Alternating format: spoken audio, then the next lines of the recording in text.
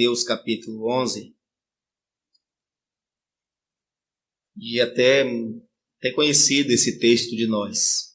Temos ouvido mensagens sobre o reino de Deus, este reino presente, irmãos, que nosso Senhor Jesus Cristo inaugurou em sua vinda. E é importante que tenhamos consciência de que o reino de Deus está entre nós, que o reino de Deus está presente. É só questão de entrarmos no reino. E eu sei que ainda há muitas dúvidas em relação ainda a esse assunto, esse tema, porque é algo que ouvimos muito tempo atrás, que o reino de Deus ainda virá na terra, né? Temos os nossos irmãos dispensacionalistas que acreditam milênio, na vida do milênio, que este reino virá quando o milênio for inaugurado, na vinda de nosso Senhor Jesus Cristo, mas temos lido a palavra do Senhor e ouvido o que Deus tem nos falado a respeito das suas profecias e o cumprimento dela na pessoa de Jesus Cristo. O tema de Mateus capítulo 11, é interessante que o capítulo 11, capítulo 12 e o capítulo 13, ele fala sobre a oposição ao reino de Deus e os ataques que o reino de Deus tem enfrentado. E o próprio texto aqui vai nos falar de como este reino tem sido atacado, né? Os judeus tiveram um grande desapontamento com Jesus Cristo e com o reino. Ficaram decepcionados, porque eles tinham uma outra ideia do Messias e eles tinham uma outra ideia do reino.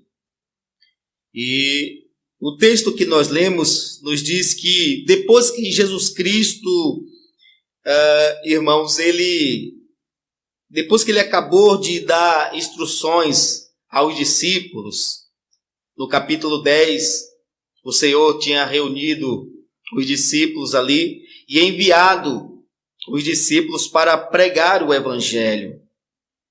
O reino de Deus, é interessante que o reino de Deus estava irrompendo nessa era. O reino de Deus estava vindo a este mundo. E o nosso Senhor Jesus Cristo reúne os seus discípulos no capítulo 10 e dá autoridade e poder para que eles vá e eles curem os enfermos, limpem os leprosos, ressuscite os mortos e anuncie que a chegada do reino estava presente, que o reino estava presente. Através dos milagres de Jesus, através do seu ensino e através da sua pregação, Mateus capítulo 10, versículo 7, olha o que nosso Senhor Jesus Cristo ele nos diz aqui. O versículo 1 do capítulo 10 diz: chamando os seus 12 discípulos, deu-lhe autoridade para expulsar espíritos imundos e curar todas as doenças e enfermidades. O versículo 10 diz: por onde forem, pregue esta mensagem: o reino dos céus está próximo. Cure os enfermos, ressuscite os mortos, purifique os leprosos, expulse os demônios. Vocês receberam de graça, deem de graça. O reino estava irrompendo. O reino estava chegando. E Jesus Cristo ele envia os seus 12 discípulos, irmãos, para pregar o reino de Deus, pregar que o reino de Deus era chegado. E o reino de Deus estava chegando com poder e autoridade. Porque o reino estava vindo, e a demonstração de que este reino estava vindo era através dos milagres que nosso Senhor Jesus Cristo estava operando. Era através de Jesus Cristo estar libertando pessoas possessas. Era através de nosso Senhor Jesus Cristo limpar os leprosos. Era através de nosso Senhor Jesus Cristo ressuscitar os mortos. O reino de Deus estava chegando. Jesus estava derrubando o reino das trevas. Como ele mesmo diz no capítulo 12. O reino de Deus estava chegando. E as pessoas estavam ouvindo e vendo o reino de Deus chegar, irmãos. E como nós falamos, o reino de Deus ele estava sob ataque. O capítulo 11, 12 e 13 vai falar sobre a oposição e a rejeição do reino de Deus. E aí, depois que Jesus Cristo dá instruções para seus discípulos, acabando de instruir os seus discípulos, Mateus diz que João estava preso. João foi preso por Herodes, por confrontá-lo. E ele no cárcere ouvindo tudo isso.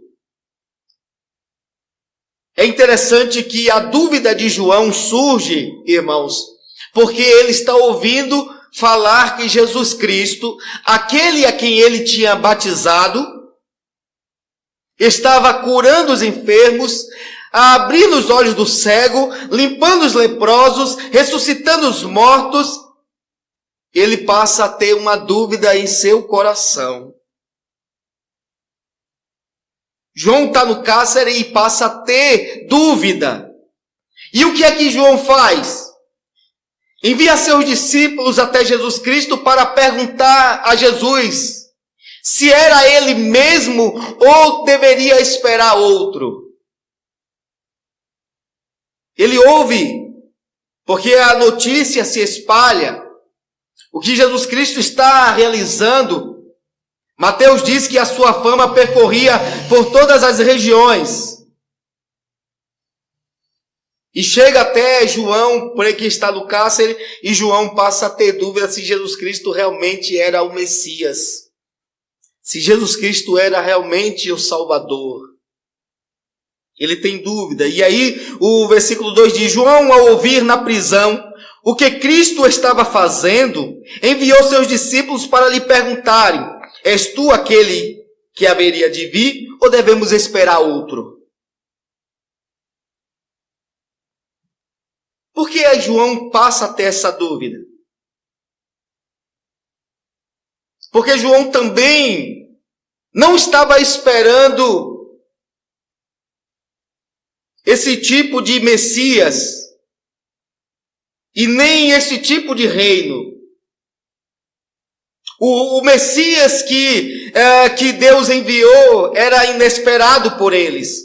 O reino que Jesus Cristo inaugurou era um reino inesperado por ele. Não era esse tipo de Messias, nem esse tipo de reino.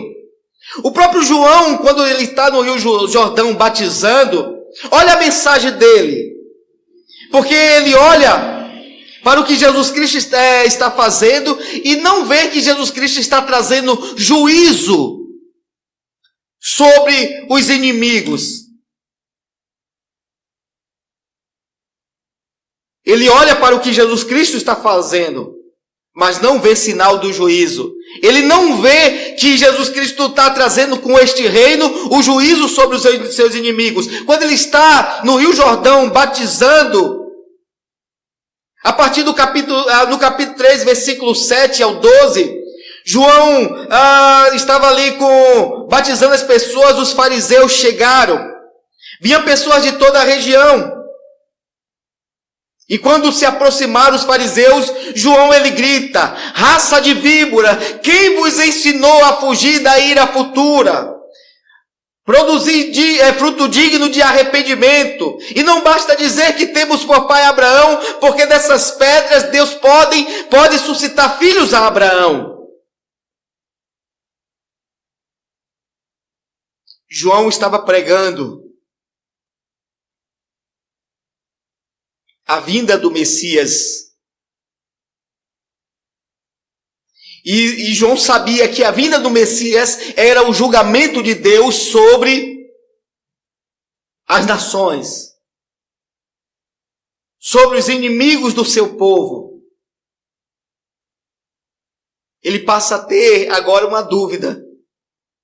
E aí pergunta para ele: você é o Cristo? Não, não sou o Cristo.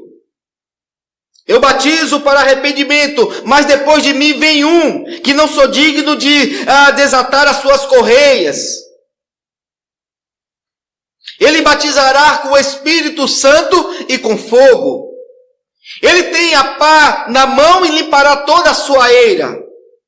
Ele vai recolher o trigo no celeiro e queimar a palha.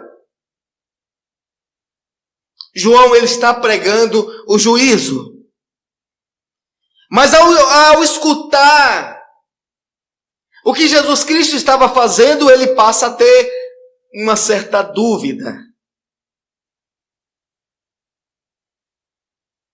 João passa a ter uma dúvida. João estava preso. E João sabia que Pilatos e Herodes representavam o governo gentil. E ele esperava a vinda do Messias também depois dele, para poder destruir os seus inimigos. Então ele estaria também liberto, livre dos inimigos, e estaria também desfrutando do reino. Então veja o que passa na cabeça de João. Essas coisas passam. E Jesus Cristo vai responder. Jesus Cristo vai responder a João. E o que ele faz? Ele confirma: sou eu mesmo. Eu sou aquele que vocês esperavam. Eu sou aquele que você estava anunciando. Mas como é que ele faz isso? O versículo 4 diz: Jesus respondeu: voltem e anunciem a João o que vocês estão ouvindo e vendo. Os cegos veem, os mancos andam, os leprosos são purificados, os surdos ouvem, os mortos são ressuscitados e as boas novas são pregadas aos pobres. Feliz é aquele que não se escandaliza em mim. Jesus Cristo, o que ele faz? Ele vai responder para João se ele é o Messias. Ele vai cumprir diante dos olhos dos discípulos de João e da nação de Israel. Ele vai cumprir a profecia de Isaías 35 e 61. Ele vai cumprir essa profecia. Abra sua Bíblia em Isaías no capítulo 35. E o versículo de número 4, 5 e 6.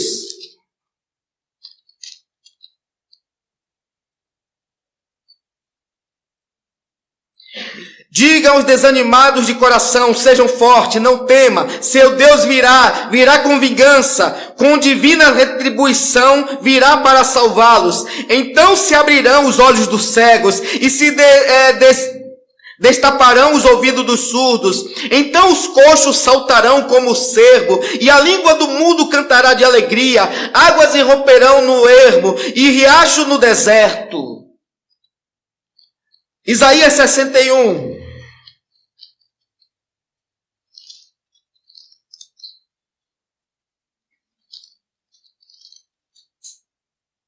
O Espírito do Senhor é sobre mim, porque o Senhor me ungiu para levar boas novas aos pobres, enviou-me para cuidar dos que estão com o coração quebrantado, anunciar liberdade aos cativos e libertação das trevas aos prisioneiros, para proclamar o ano da bondade do Senhor e o dia da vingança do nosso Deus, para consolar todos os que andam tristes.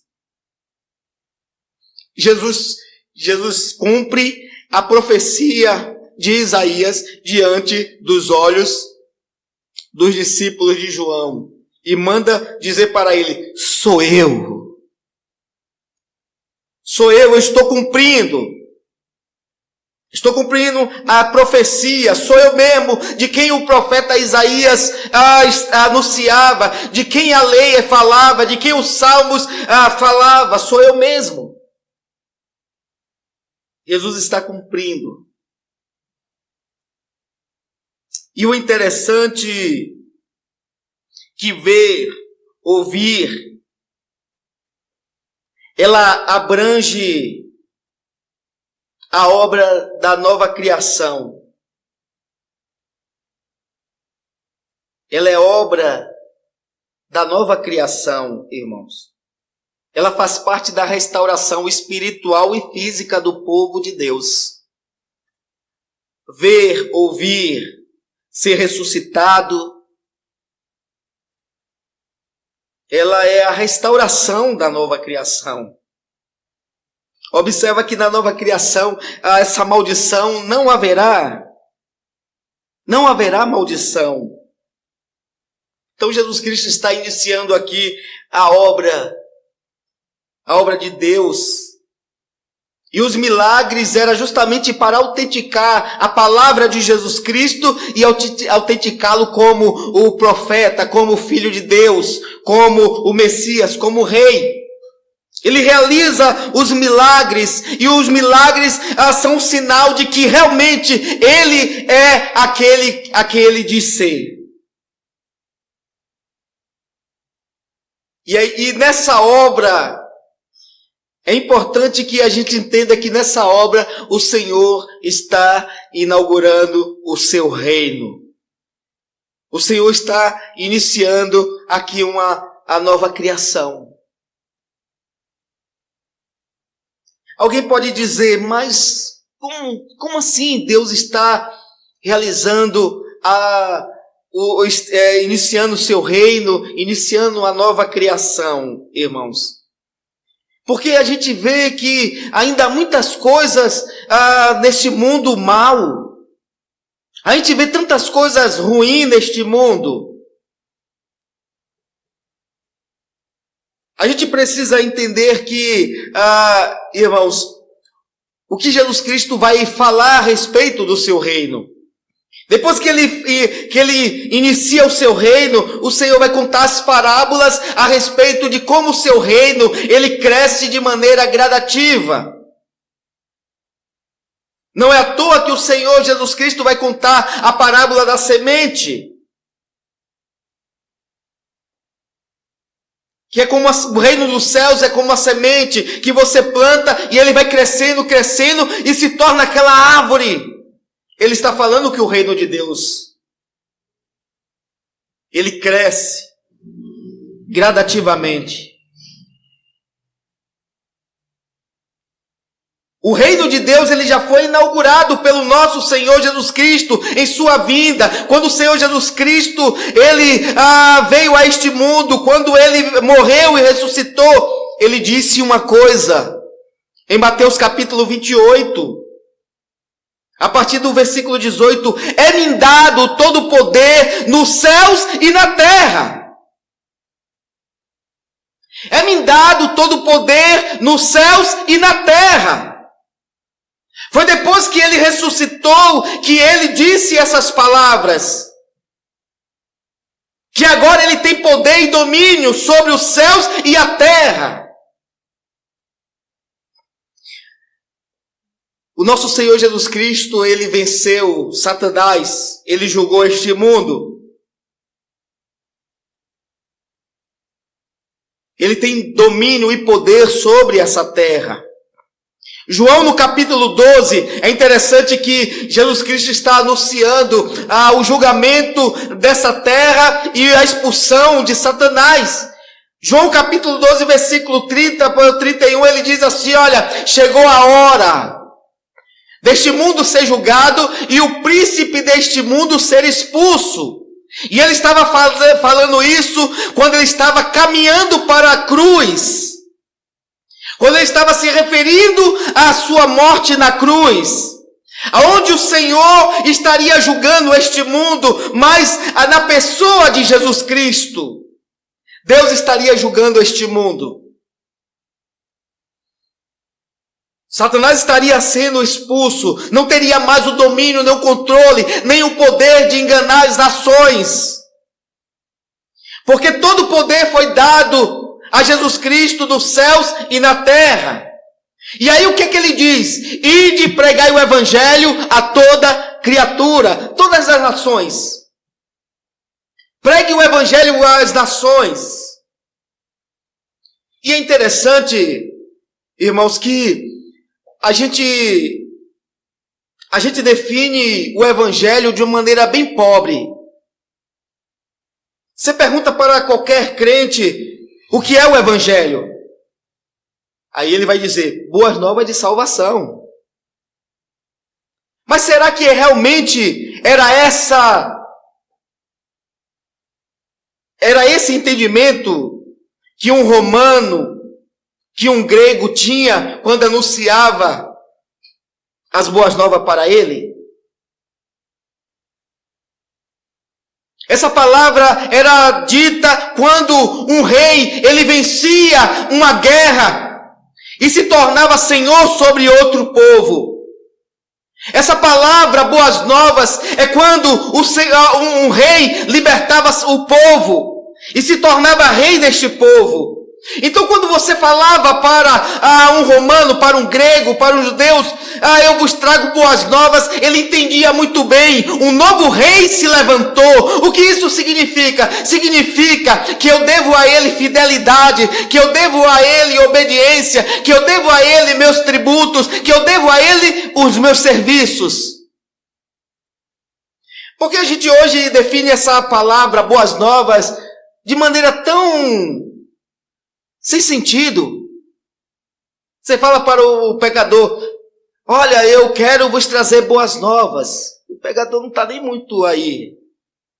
Mas quando era dito nos dias dos apóstolos, quando esta palavra, evangelho, boas novas, quando era anunciado, falado para as pessoas, independente dele reconhecer o rei ou não, ele entendia claramente qual era a missão dele. Ele sabia qual era a responsabilidade dele, qual era o dever dele.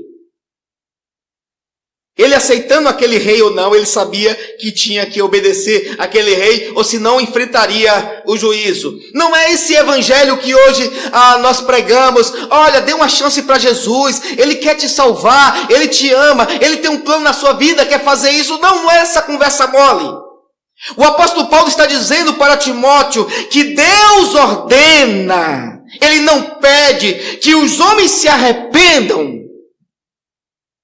Deus, ele não pede, ele ordena que os homens se arrependam. Não é nós que ficamos bajulando o pecador. Rapaz, aceite Jesus, Jesus te ama. Ele quer fazer isso na sua vida, quer fazer aquilo na sua vida. Não é, o evangelho não era assim.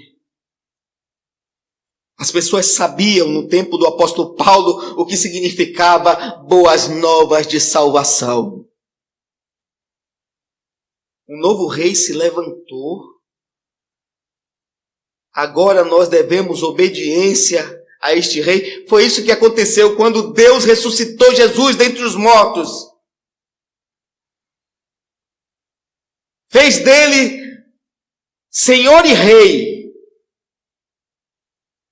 Quando Jesus Cristo ressuscitou dentre os mortos, ele disse, é-me dado todo o poder nos céus e na terra.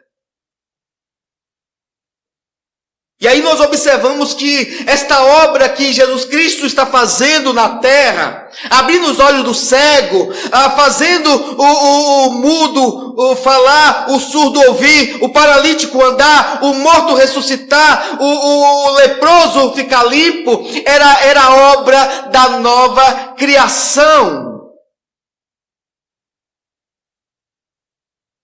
Ainda Isaías no capítulo 35, versículo 2.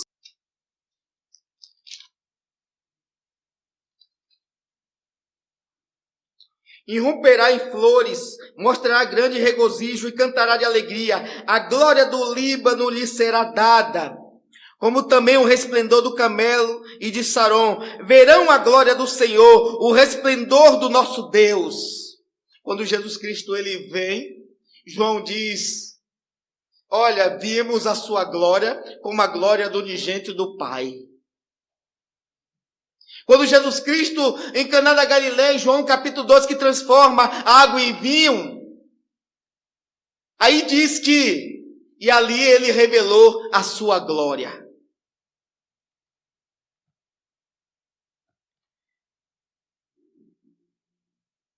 A cura é a restauração da nova criação. E aí Jesus Cristo está cumprindo a profecia diante dos olhos do seu povo. E manda falar para João Batista que ele é o Messias, é o esperado. Aí o versículo 6 diz: feliz é aquele que não se escandaliza em mim. Os judeus estavam se escandalizando em Jesus, irmãos. Porque o Messias e o reino que eles esperavam, que Jesus Cristo estava trazendo, estava revelando, estava apresentando, não era aquele que eles esperavam, aquele rei que viria com juízo sobre os romanos, expulsaria eles da terra e faria novamente Israel, irmãos, dominar sobre a terra. Ele não vê que, e aí ele se escandaliza, e Jesus diz: bem-aventurado são aqueles que não se escandalizam em mim. E aí depois que os discípulos de João vão embora, Jesus agora começa a dar testemunho de João, irmãos. Ele diz aqui no versículo 7, enquanto saíam os discípulos de João, Jesus começou a falar à multidão a respeito de João. O que vocês foram ver no deserto? Um caniço agitado pelo vento? Ou que foram ver um homem vestido de roupas finas? Ora, os que usam roupas finas estão no palácio reais. Afinal, o que vocês foram ver? Um profeta? Sim, eu lhe digo, e mais que um profeta, este é aquele a respeito de quem está escrito. O que você foste ver? Um caniço agitado pelo vento? João não era um homem de duas opiniões, não, que uma hora pensava de uma forma e outra hora pensava do outro. Jesus Cristo está corrigindo este erro a respeito de João, por causa da dúvida que ele tem. Ele não é esse tipo de homem, não. Ele não é esse tipo de homem que tem duas opiniões, que uma hora pensa de uma forma, outra hora pensa de outra. Na verdade, não entendia bem exatamente como as profecias se cumpririam. Aí ele diz: o que foste ver? Um homem trajado com roupas finas? Esses homens que são trajados com roupas finas são os homens que ficam no palácio bajulando o rei. João não, João confrontava o rei. O que vocês foram ver? Um homem que tinha várias opiniões? Ou você foi ver um homem bajulador? Não! Você foi ver um profeta. E eu ainda lhe digo mais que um profeta.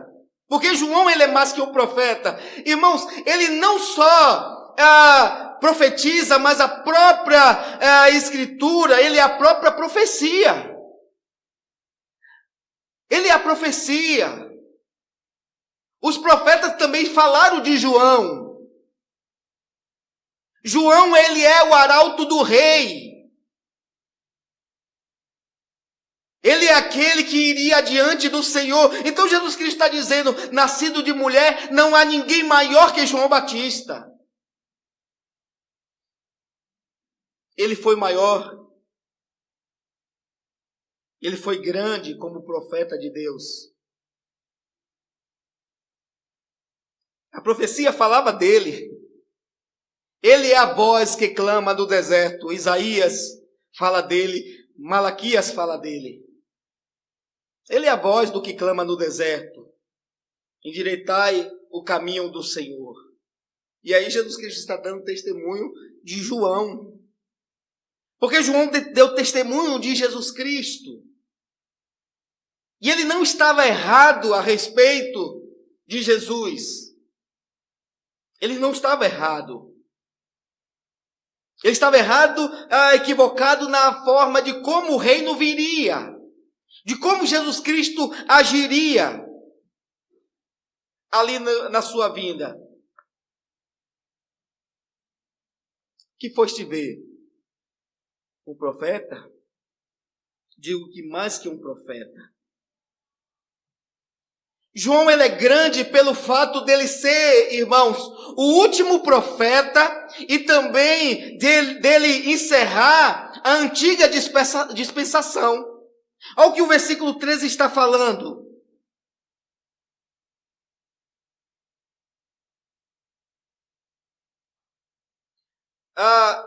Desde os dias, o versículo 3 diz, pois todos os profetas e lei profetizaram até João. E se vocês querem aceitar, este é o Elias que haveria de vir. João, ele encerra a antiga dispensação. Ele foi o último profeta. E ele anuncia, irmãos, a vinda do rei, a vinda daquele que iniciaria uma nova dispensação.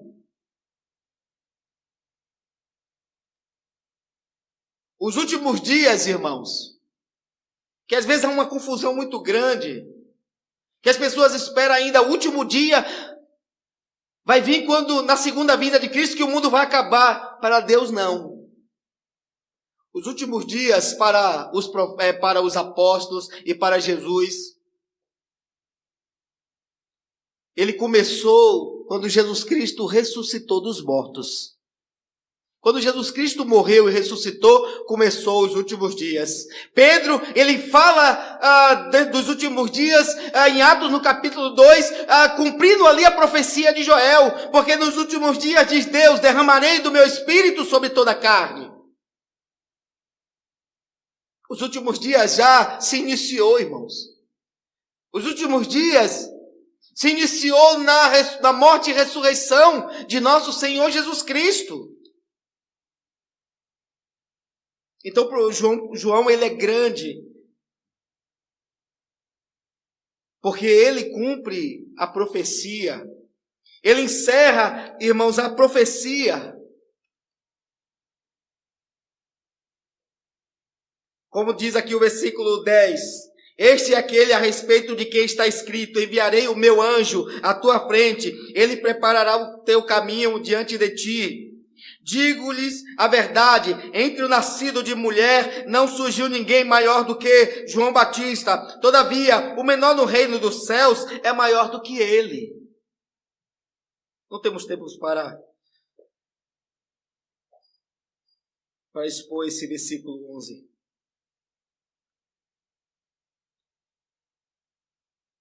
Mas o versículo 12 é interessante pelo fato de Jesus dizer que o reino de Deus, ele está sob ataque. Desde os dias de João Batista até agora, o reino dos céus é tomado à força, e os que usam de força se apoderam dele. Pois todos os profetas e a lei profetizaram até João. E se vocês quiserem aceitar, este é o Elias que havia de vir. o reino de Deus é tomado à força. Desde os dias de João, o reino está sob ataque.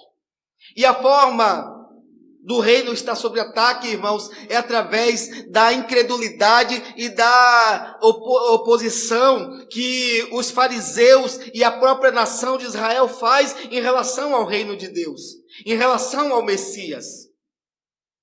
A incredulidade desses homens.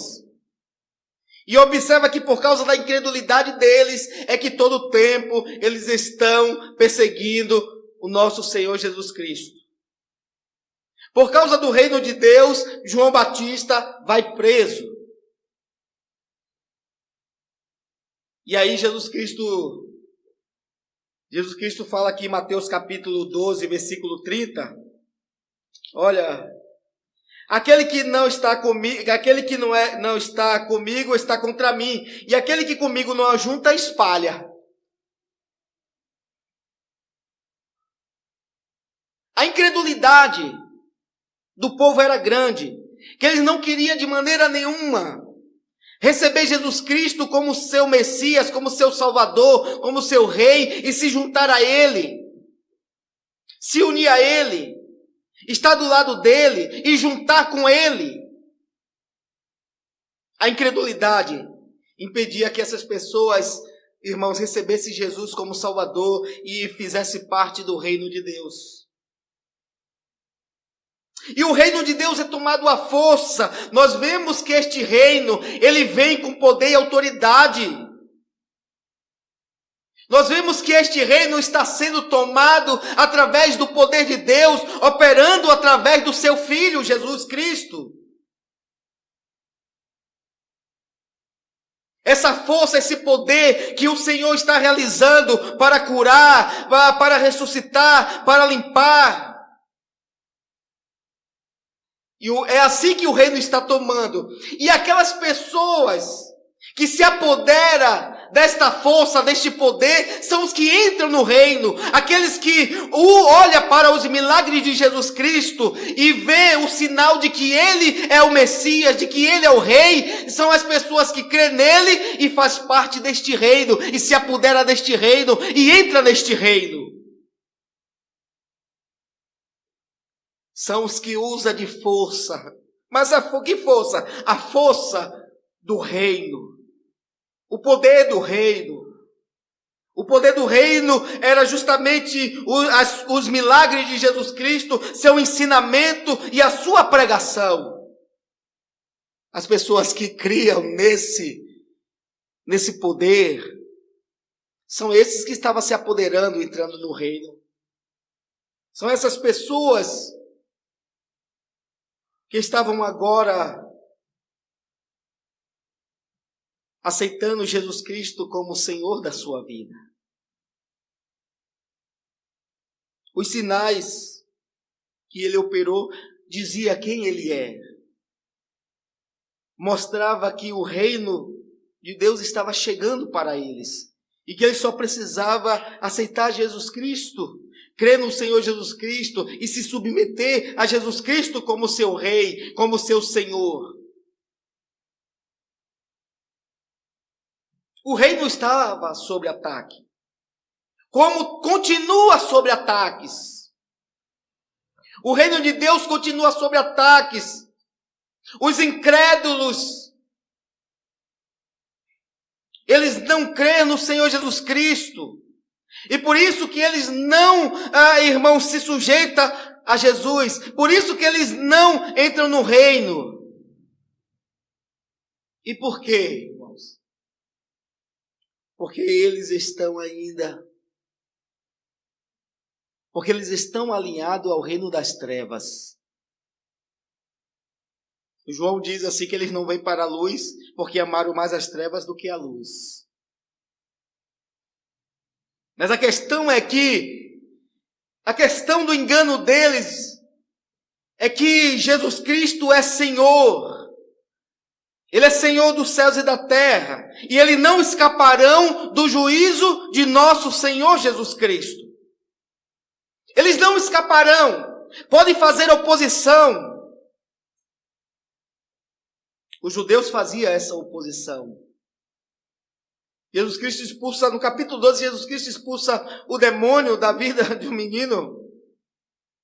E aí ele diz, olha, ele expulsa demônio pelo poder de Beelzebu. Jesus Cristo, e por quem vocês expulsam de vocês? Se Satanás expulsa Satanás, então o reino está dividido e então a casa o reino não subsiste.